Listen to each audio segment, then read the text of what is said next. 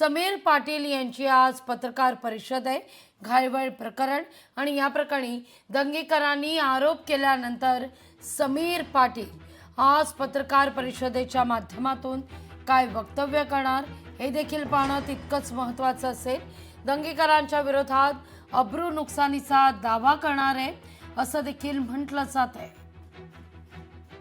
या सगळ्याविषयी अधिक माहिती घेण्याकरता थेट जाऊया आपले प्रतिनिधी चंद्रशेखर भांगे यांच्याकडे। चंद्रशेखर, गेले अनेक दिवस समीर पाटील विरोधात रवींद्र दंगेकर असं वॉर पुण्यात सुरू आहे। आता मात्र समीर पाटील आज पत्रकार परिषद घेतील। काल रवींद्र दंगेकर यांना आपण नोटीस पाठवू असं देखील पाटलांनी स्पष्ट केलेलं होतं। आज पत्रकार परिषदेच्या माध्यमातून आणखीन एक गौप्यस्फोट होईल अशी शक्यता आहे। लागू खरं तर आपण पाहिलं की समीर पाटील हे मंत्री चंद्रकांत पाटलांचे निकटवर्तीय आहेत आणि या सगळ्याच संदर्भामध्ये आमदार माजी जे आहेत रवींद्र दंगेकर हे समीर पाटलावरती पुण्याच्या कायदा आणि सुव्यवस्था म्हणजेच निलेश घायवळ जो आहे याच्या पळून जाण्यामध्ये समीर पाटलांनी मदत केली असे अनेक धक्कादायक आरोप केले होते।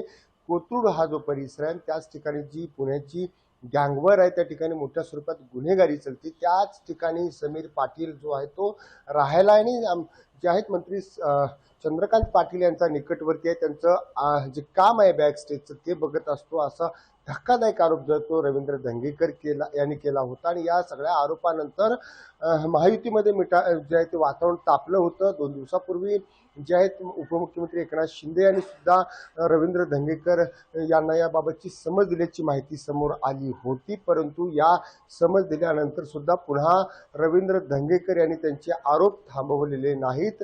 या सगळ्या आरोपांनंतर आज समीर पाटील यांची 1:30 वाजता पत्रकार परिषद आहे। पुण्यातील कोथरूड परिसरातील त्यांच्या निवासस्थानाजवळ ही सगळी पत्रकार परिषद आयोजित केली आहे आणि या पत्रकार परिषदेमधून जे आहेत समीर पाटील त्यांची भूमिका मांडणार आहेत। कायदेशीर लढाई जी आहेत जे आहेत आमदार माजी रवींद्र दंगेकर यांना अब्रू नुकसानीचा दावा सुद्धा ते ठोकणार आहेत। आपण पाहिलं की सध्या स्थानिक स्वराज्य संस्थेच्या निवडणुका काही महिन्यावरती आलेल्या आहेत आणि या सगळ्या स्थानिक स्वराज्य संस्थांच्या निवडणुकीच्या महायुती जी आहे ते पुण्यामध्ये मोठ्या प्रमाणात लढवणार आहे। परंतु या सगळ्याच्या पार्श्वभूमीवर रवींद्र दंगेकर यांनी जे आरोप सुरू केले ते थेट भाजपावरती जात आहेत। आपण पाहिलं की भाजपाचे शहर अध्यक्ष धीरज घाटे यांनी सुद्धा रवींद्र दंगेकर यांना दमबाजी केली होती। एकंदरीत आरोप प्रत्यारोप सध्या शहरामध्ये मोठ्या प्रमाणात सुरू आहेत, परंतु या सगळ्या आरोप प्रत्यारोपानंतर ज्यांच्यावरती थेट आरोप होता ते